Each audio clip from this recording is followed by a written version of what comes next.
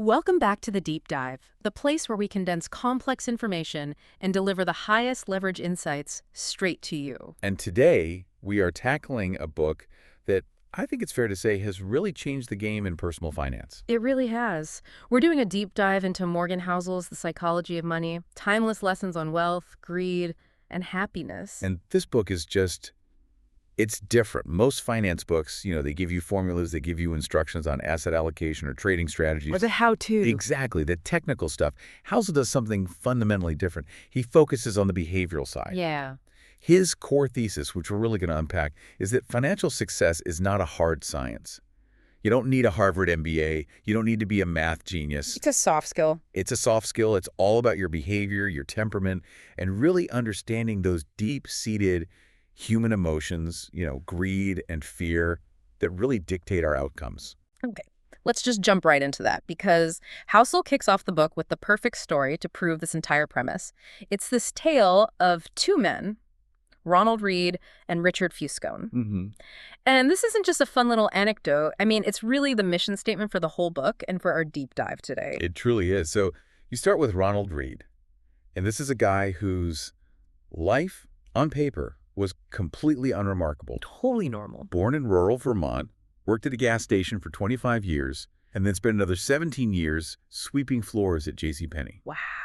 He lived this incredibly frugal, normal life, bought a modest house for $12,000 when he was 38, and just stayed there, lived there his whole life, until he died at 92. But, and this is the incredible part, when he died in 2014, suddenly the whole world was paying attention. Yeah. Because this humble janitor, this quiet guy from Vermont, left behind an $8 million net worth.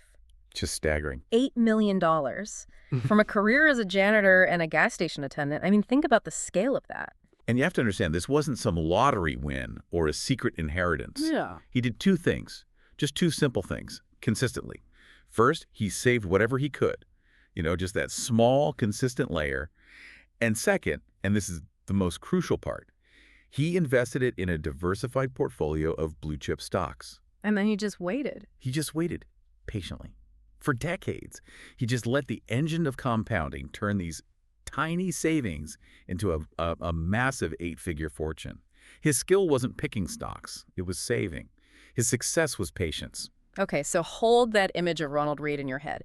The absolute pinnacle of behavioral success. Right. Now let's contrast him with Richard Fuscone. Fuscone was, everything the world considers smart. Oh, yeah, he had the full resume. Harvard graduate, MBA, a top executive at Merrill Lynch. He was a master of the financial universe. He retired rich in his 40s to do philanthropy. He had every single advantage that Ronald Read lacked. And yet his story ends in complete ruin. Total ruin. Fuscone had what Housel basically calls the fatal flaw, greed and overconfidence, and he amplified it with massive amounts of debt. He borrowed heavily to build this monument to spending. An 18,000 square foot home in Connecticut. I mean, the details are insane. 11 bathrooms, 2 elevators. And the dining room had a see-through cover over the indoor swimming pool so guests could dance on it. I mean, come on. The maintenance on the house was over $90,000 a month. A month. It's the definition of living high on the hog. But then, of course, the 2008 financial crisis hits. And that heavy debt load, combined with assets he couldn't sell quickly, just crushed him. He went bankrupt.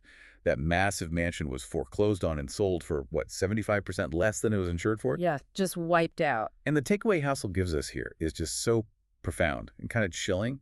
The janitor who mastered his own behavior completely eclipsed the Harvard-educated executive who gave in to greed.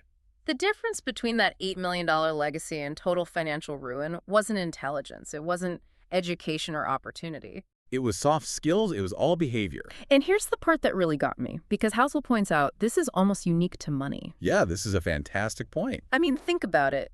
You would never expect Ronald Read, the janitor, to perform a better heart transplant than a Harvard-trained surgeon? Of course not. Or design a better skyscraper than an MIT engineer. In almost every other field, intelligence and formal training are king. They're supreme. But finance is just different. It's so different because the outcomes are driven by these things that are totally outside of your academic control. You've got luck, you've got uncertainty, and most importantly, you have your own internal emotional responses to those things. Your ability to just stomach the ups and downs. Exactly. Your capacity for patience, your humility when you're successful, those things will determine your net worth so much more than your ability to, like, calculate a derivative. So that really sets our mission for today. We've distilled what we think are the 5 most potent, life-changing behavioral lessons from this incredible book. Our goal is to shortcut your path to that kind of financial wisdom. We're going to dive deep into the mechanisms behind these successes and these failures. All right, let's get into it. Lesson 1 is all about understanding the almost magical power of compounding. The confounding power of compounding. Right. Most people can do the math, on a piece of paper, but we all fail the psychological test. You do. And the core principle House presents here is so revolutionary because it's so simple. Good investing isn't about getting the absolute highest returns. It's about earning pretty good returns that you can stick with for the longest possible period of time. It's deceptive. Yeah. Compounding is deceptive because the results defy our linear thinking. We think in straight lines, add one, then add another. 1 + 1 is 2. Right. But compounding is exponential. The results you get in year 50 aren't just double what you got in year 25. They can be orders of magnitude larger. It's what Housel calls the tails, these extreme outcomes that end up driving everything. And the ultimate proof, the case study that just shatters the whole myth of the stock-picking genius, is Warren Buffett. Of course. We all think of him as this investing wizard, and don't get me wrong, he is. He's generated something like 22% annual returns over his career, which is just incredible. It's an amazing feat. But that's not the real story. The real story is his longevity. We have to look at when he made his money. This is the stat that just breaks your brain. It does. So Housel writes that Buffett's net worth was about $84.5 billion. Now get this, $84.2 billion of that, 99.7% of his entire fortune was accumulated after his 50th birthday. Wait, I want to repeat that just so it sinks in for everyone listening. Almost 100% of the wealth of arguably the greatest investor of all time was made in the back half of his life. And it gets even crazier. $81.5 billion of that came after he qualified for Social Security. So after his mid-60s. It just completely reframes everything. It does. His skill is investing, yes, but his real secret weapon is just time. It's longevity. So Housel runs this thought experiment. Which is brilliant. Imagine Buffett was still a phenomenal investor, started at 30, got the same 22% returns, but he decided to retire at 60. A totally normal, respectable 30-year career. Right, a great career. Despite being a genius for 3 decades, his net worth today would be around $11.9 million. $11.9 million, which, look, is a lot of money. You'd be very wealthy. But compared to $84.5 billion, it's a rounding error. It's nothing. It is literally 99.9% less than his actual net worth. The genius wasn't the 22% return. It was the 22% return sustained for 75 years. So time is the real variable. Time is the ultimate moat. Hauser's Law brings up Jim Simons, the head of Renaissance Technologies. This guy compounded money at 66% a year. 3 times Buffett's rate. 3 times. But because he really only got going when he was 50, his net worth is significantly less than Buffett's. He just hasn't had the time. He hasn't had those final explosive decades for the compounding engine to really go wild. So if time is the asset, how do we wrap our heads around that kind of non-intuitive, frankly, ridiculous growth? Housel has the perfect analogy for this. The Ice Age. Right. For a long time, scientists were looking for some huge cataclysmic event that could have created these continental ice sheets, glaciers miles thick that covered half the globe. Like a massive volcano or a solar flare or something. Exactly, some huge force. But the actual cause was something really small and persistent, these little cyclical shifts in the Earth's orbit and tilt. The Milankovitch cycles. Right, and these cycles don't cause, violently cold winters. They cause moderately cool summers. And that's the key. That nuance is everything. A moderately cool summer means the snow that fell last winter doesn't completely melt away. So you start with a little base layer. You start with a small, consistent layer of leftover snow, and that becomes the fuel. That little patch of snow reflects more sunlight back into space, which causes a little more cooling, which makes it easier for a little more snow to stick around the next year. It's a feedback loop, a self-reinforcing cycle. Exactly. That tiny, almost unnoticeable change starts to compound. It reflects more light, causes more cooling, more snow accumulates, and then in what is basically a geological blink of an eye, the whole thing just explodes into these miles-thick ice sheets. The point is just so profound. You don't need this tremendous force. You don't need 66% returns. No, you just need a small, consistent layer of growth that you allow to serve as fuel for the next cycle. And crucially, you just need time. Which brings us to Housel's hilarious summary of this lesson. He says all the books on trading strategies are missing the point. The most powerful finance book ever written should just be called Shut Up and Wait. And it's so true, but that idea of just waiting, of being patient, is so incredibly hard for us to do behaviorally. Oh, it's almost impossible. We're wired for instant gratification. Our brains just can't properly value this tiny gain that will happen decades from now. We always chase the quick win, so if patience is the secret, what's the biggest threat to it? What stops us from waiting? Ruin. The threat is ruin. And that takes us directly to lesson 2. Okay, this is such a crucial distinction that people miss. We are culturally obsessed with the idea of getting wealthy. Completely. We celebrate the risk takers, the optimists, the entrepreneurs who go all in on their idea. But Housel's point is that getting money and keeping money are two completely different skills. They require opposite mindsets, polar opposite temperaments. Right. Getting wealthy, you need to take risks, you need to be aggressive, you need to be optimistic. But keeping money, that requires the exact opposite emotional toolkit. It requires humility, it requires paranoia, and a really deep appreciation for frugality. It means understanding that some of your success was just dumb luck. Yes. And that the market environment that made you rich yesterday could be the very thing that wipes you out tomorrow. And we see this play out so tragically throughout history. The book talks about Jesse Livermore, The great stock trader of the Roaring '20s. maybe the most brilliant trader of his era. He made and lost fortunes over and over. He made the equivalent of $3 billion in a single day shorting the market before the 1929 crash. An absolute genius at getting wealthy. But he was, as Housel puts it, pathologically incapable of staying wealthy. He just couldn't do it, lost everything multiple times. And despite all his brilliant insights, his inability to control his own ego, his own risk appetite, eventually led him to take his own life. His story is the perfect, if tragic, metaphor. You can be right 100 times, but if one catastrophic emotional mistake takes all your capital off the table... The game's over. You don't get to keep playing. So the lesson is brutal, but it's simple. Good investing is not about making a few great calls that get you huge returns. No. It's about consistently not screwing up. It's about surviving long enough for that compounding machine to do its work. And this survival mindset is what defines the most successful long-term companies, too. Absolutely. Look at the world of venture capital. Michael Moritz, the head of Sequoia Capital, the firm that backed Google, PayPal, Apple. I mean, the biggest names. The giants. Yeah. He was asked why they've been so successful for so long across so many different market cycles. And he said their success comes from the fact that they have always been afraid of going out of business. They operate with paranoia. Constant paranoia. They operate with humility, always assuming that tomorrow is going to be nothing like yesterday. But isn't that hard? I mean, especially in a bull market, when everyone around you is getting rich faster by taking on more risk. How do you fight that fear of missing out? That is the psychological battle. It's so hard. You have to recognize that chasing the absolute maximum return often requires taking aggressive risks, especially leverage.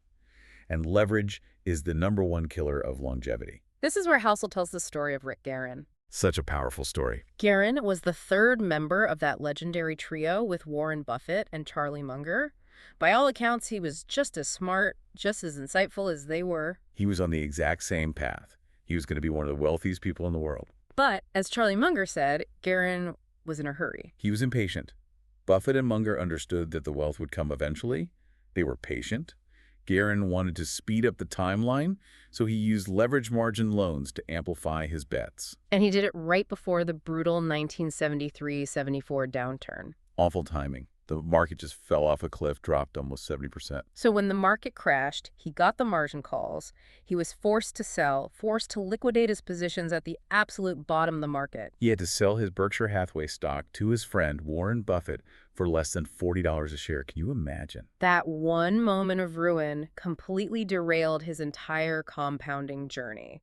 It wasn't a lack of intelligence, it was a lack of paranoia. He took a routine market risk, a normal, albeit severe, correction, and he used leverage to turn it into an existential risk, a risk of ruin. And ruin stops time. If you stop time, you stop compounding. So the actionable mindset here is to prioritize being financially unbreakable over chasing the absolute biggest returns. 100%. It means having enough cash on hand, being diversified, and just refusing to use leverage even when the market feels like it can only go up. It's the difference between what's optimal on paper and what's sustainable in reality. Exactly. Nobody wants to hold cash in a roaring bull market. You feel like an idiot. You feel conservative, and you are painfully aware of the returns you're missing out on. You see everyone else getting rich faster. But Housel argues that if that cash prevents you from making just one desperate panic sale during a crisis like in March 2020, then the return on that cash is basically infinite. It keeps you in the game. It keeps your seat at the table. That one survival move does more for your lifetime returns than picking a dozen big winners. And it's just the way Housel uses these human stories, these cautionary tales, it makes the lessons stick in a way that a mathematical formula never could. It's not an abstract risk factor. It's a real-world catastrophe that happened to a very, very smart person. And that means you have to plan on your plan not going according to plan. I mean, just think about the last 20 years. We've had 9/11, the dot-com bust, the housing crisis, a global pandemic. No financial plan written in the year 2000 predicted all of that. No chance. So if your plan's too fragile, if it requires everything to go perfectly, you're going to get wiped out. Survival means building a plan with enough room for error, enough of a buffer, that you'll still be okay even if things go badly for a while. That's the real edge. Okay, moving to lesson 3. We shift from the mechanics of just surviving to the ultimate psychological payoff. What's the prize? If you succeed at compounding and survival, what do you actually win? And it's not the Ferrari. It is definitely not the Ferrari. Yeah. Hussel's point here is that the highest form of wealth is the ability to wake up every single morning and say, I can do whatever I want today. Control over your time. Control over your time. That's it. Money's greatest intrinsic value is its ability to give you independence and autonomy, the right to choose. This one really resonates because it shifts the goal. The goal isn't consumption, it's personal sovereignty. We think we're chasing money to buy a bigger house or a nicer car. But what we're really chasing is the feeling of control that money provides. And there's actual research that backs this up. Yeah, tons of it. Housel brings up the psychologist Angus Campbell, who found that having a strong sense of controlling your own life is a more dependable predictor of happiness than any of the objective things we usually measure. More than your salary, the size of your house, how prestigious your job is. All of it. When you feel trapped, it doesn't matter how much money you make. Your happiness just plummets. So you can think about this in different stages. Like, small wealth might just be having enough cash so you can take a few sick days without panicking about rent. Or covering a big car repair without having to go into credit card debt. That's a level of freedom. Then there's medium wealth. Which is, say, having 6 months of emergency expenses saved up. This fundamentally changes the power dynamic at your job. It takes the fear away. It completely mitigates the fear of your boss. You can wait for a good job to get laid off instead of grabbing the first thing that comes along. You can negotiate for a raise with confidence because you have the ability to walk away. It's the ultimate FU money. And then the ultimate wealth is retiring when you want to, not when you have to, when you're no longer a slave to the clock. And using money to buy back your time and your options. There's no luxury good on earth that can compete with that feeling. And Housel has this incredibly relatable story about this. He talks about an investment banking internship he did in college. Right. The job was stimulating, the pay was great, it was super prestigious, but the hours were just brutal and uncontrollable. Working until 2 a.m. was normal, and your schedule was dictated entirely by whatever the client needed. And he realized that even though he liked the work and the money was good, that total lack of control over his own time made the job miserable. He quit after just 1 month of a 4-month internship. That's a great example of psychological reactance. Exactly. It's that adverse reaction we have when our freedom is taken away. Even if you're doing something you love, if you're not in control of when or how you do it, you start to feel disempowered. And the work you loved suddenly feels like something you hate. Money buys you the ability to say no to that. It's like that Derek Sivers quote. He said the moment he felt rich wasn't when he sold his company for millions. It was years earlier, when he was 22 and had saved $12,000. Right. Because that $12,000 was enough for him to quit his $20,000 a year job and become a full-time musician. That was the moment he bought true autonomy. Not stuff, but freedom. And if you want the really long-term perspective on this, Housel talks about Carl Pilmer's research, where he interviewed 1,000 elderly Americans about happiness and regret. And what he found was profound. Not a single person, not one, said that to be happy, you should work as hard as you can to make money to buy nice things, or that you should try to be wealthier than your neighbors. Not one. So what did they value? They valued quality friendships, being part of something bigger than themselves, and spending quality, unstructured time with their children. They said their kids, as adults, didn't really remember the toys or the big house. They remember the time their parents spent with them. At the end of the day, control over your time is the highest, most valuable dividend that money will ever pay.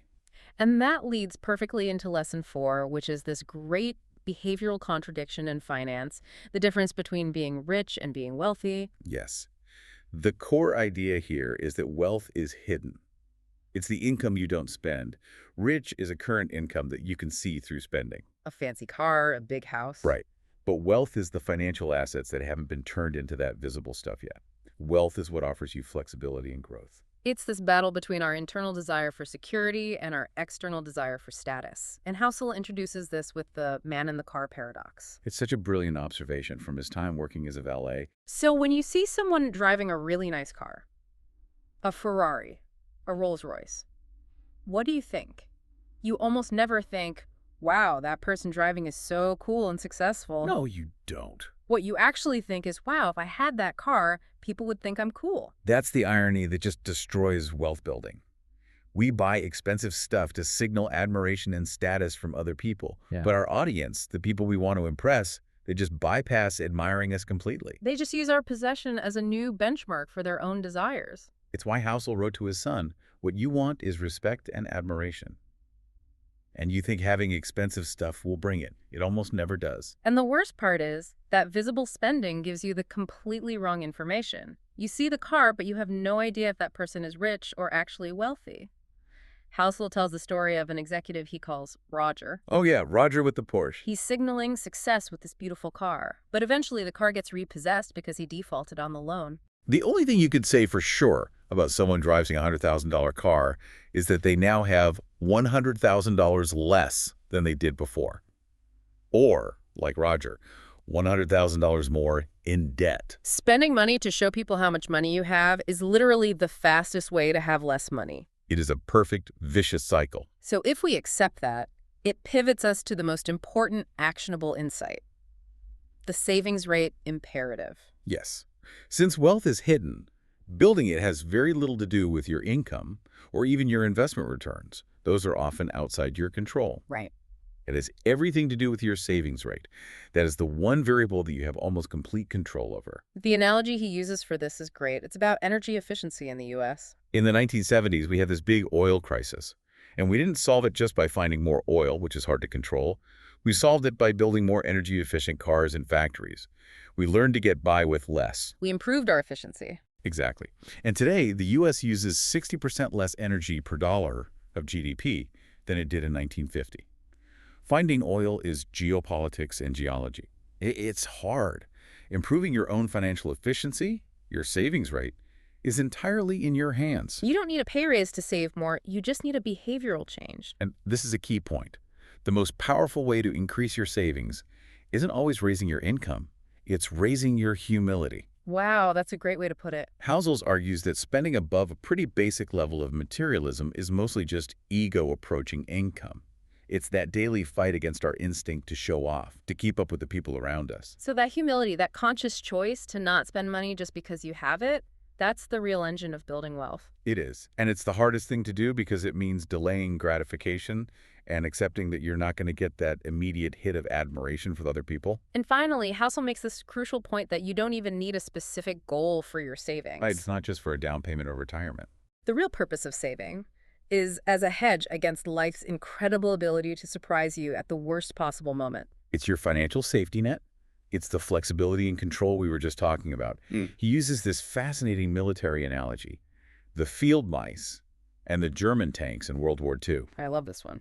The Germans designed these perfect Panzer tanks for the terrain, for the weather, for the battle conditions. But they forgot about the field mice that chewed through the insulation on the internal wiring. So the tanks just stopped working? They stopped working because of this totally unforeseen, non-military risk. And that's life. You can't predict the specific disaster, the medical bill, the layoff, so you just save for the fact that something unexpected will happen. Cash in the bank, even earning 0% interest, can have an incalculable return if it lets you change careers, or wait out a market crash, or just survive a personal crisis without being ruined. It secures your longevity, and longevity is what lets compounding work its magic. Okay, for our final lesson, we're getting into the messy reality of making these decisions. We aren't robots. We are emotional creatures.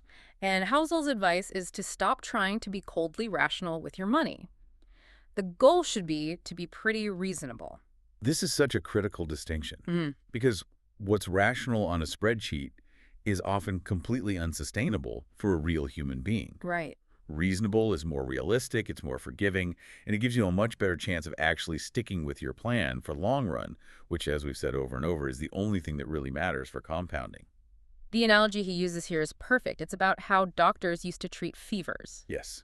So centuries ago, some doctors figured out that a fever, even though it feels awful, actually helps the body fight off certain viruses by slowing down their replication. So the rational thing to do is let the fever run its course. It's scientifically rational, yes. They even used to induce fevers to fight things like syphilis. But it is profoundly unreasonable. Because fevers hurt, and people go to the doctor to stop hurting. Exactly. A doctor has to cure the disease, but they have to do it in a way that is tolerable for the patient. Nobody cares about the mathematically optimal path when they're in pain. And the connection to finance is just so direct. People don't want the strategy that will give them the highest theoretical return in 50 years. No. They want the strategy that lets them sleep at night. That Yale study that said young people should use 2-to-1 margin because they can just start over if they get wiped out. It's mathematically rational, but it's an absurdly unreasonable strategy for any human. Yeah. No one can watch their entire life savings disappear and just shrug and say, oh, well, I'll start over. The real goal has to be designing a system that can survive your own psychological stress. This is why Harry Markowitz, who won a Nobel Prize for his work on portfolio theory, The father of modern portfolio theory, he famously split his own personal portfolio 50-50 between stocks and bonds. even though his own complex mathematical models would probably have told him to own more stocks. And when asked why, he said he did it to minimize future regret. It's not about math. It's about emotion. Investing has this deep social and emotional component that spreadsheets just can't capture. Even Jack Bogle, the founder of Vanguard, invested some of his money in his son's high-fee hedge fund. Which goes against everything he preached. And he basically said, look, we do some things for family. If it's not consistent, well, life isn't always consistent.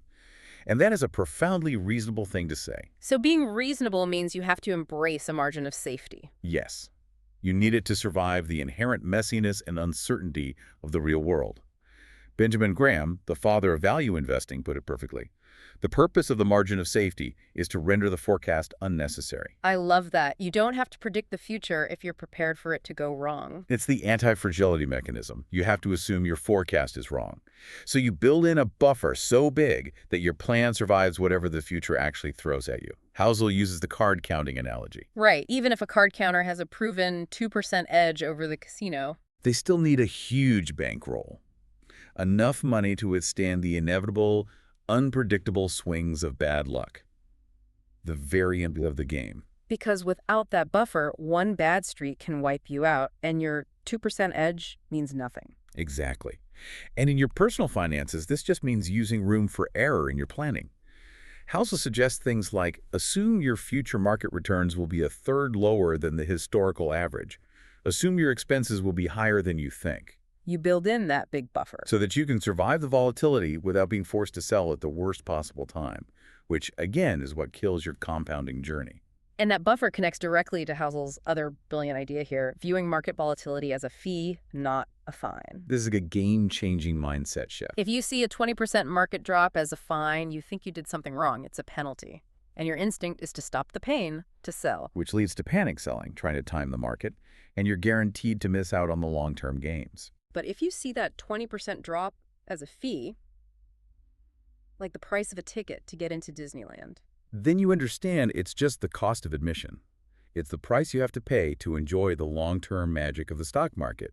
You accept the fee, you stay invested, and you give yourself the chance to capture those long-term returns. That is the core of being reasonable, choosing a strategy that might look slightly less optimal on paper. But is so comfortable and robust that you can actually stick with it for decades, which maximizes the most important variable of all time. And again, this is Housel's genius. He makes these really complex behavioral ideas feel completely relatable through these stories, and that's why they stick with you.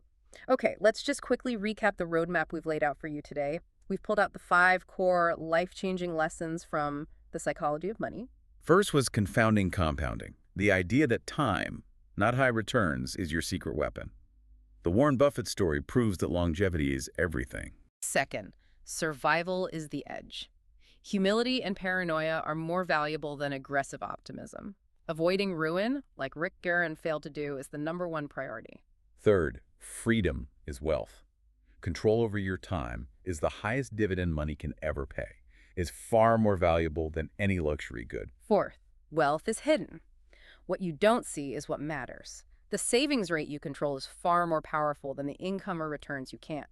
It builds your buffer against the unknown. And fifth, reasonable beats rational. You need to favor sustainable strategies that let you sleep at night. You have to build in a margin of safety to survive the inevitable shocks and surprises. We've given you the analytical roadmap today, but we have to say it one more time. The real value of this book is in Housel's storytelling. The experience of learning these lessons through the true story of the janitor with $8 million. Or the Wall Street executive who lost it all. That's what makes these lessons stick, because as we saw from the very beginning, behavior is so much more powerful than intelligence. We absolutely stand by this. If you only read one finance book this year, make it this one. It's not just a book about money. It's a survival guide for navigating the psychological challenges of the modern world. Now, before we go, we want to leave you with one final provocative thought. It builds on Housel's incredibly powerful chapter about change and this idea called the end of history illusion. The end of history illusion is a cognitive bias we all have. We're all very aware of how much we've changed in the past. Just think about how different your worldview, your tastes, your goals were at age 18 compared to today. Oh, completely different person. Right. But we consistently and severely underestimate how much we're going to change in the future. We all tend to believe that the person we are right now is the final, finished version. And that illusion creates what might be the single biggest challenge in long-term financial planning. Because you have to make these huge decisions today. How much to save in your 401k, what career path to follow, what your risk tolerance is, and you're making them for a future person who might want completely different things. Maybe your future self wants to leave the corporate world and start a farm, or become a stay-at-home parent. Your current self is setting the rules for a complete stranger. And accepting that reality is maybe the final piece of the puzzle. We should be willing to abandon, without any guilt, the financial goals that our past selves made for us. Because the alternative is letting a stranger, your younger, less experienced self, make these huge, life-altering decisions for the person you are today. That is why financial independence and flexibility are the ultimate goals. They're a hedge against the absolute certainty that you are going to change. So think about this. How would your 18-year-old self react to the life goals you have right now? Now, try to imagine your future self, 20 years from now, looking back at this exact moment. But the real question is, are you building the freedom, the financial margin of safety, to let that future person, that stranger you haven't even met yet, change their mind completely? That's the real deep dive. We'll catch you next time.